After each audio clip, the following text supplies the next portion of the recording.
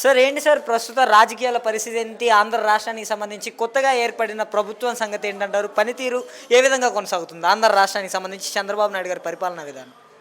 ఒక విధంగా చెప్పాలంటే 2024 ఎలక్షన్లు అయిన తర్వాత ఇప్పటి వరకు ఈ యొక్క 7 నెలల ఈ యొక్క గవర్నమెంట్లో అబ్సల్యూట్లీ ఫెయిల్ అనుకోవాలి ఒక విధంగా.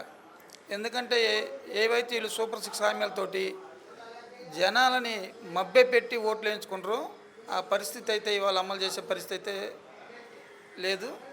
జనాలైతే చాలా అసంతృప్తితో ఉన్నమాట వాస్తవం 100% ఇది.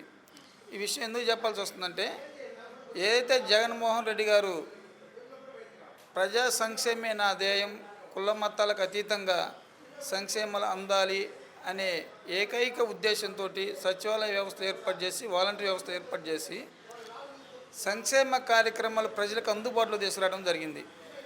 కానీ ఈరోజు వాలంటీర్ వ్యవస్థ తీసేయడం జరిగింది.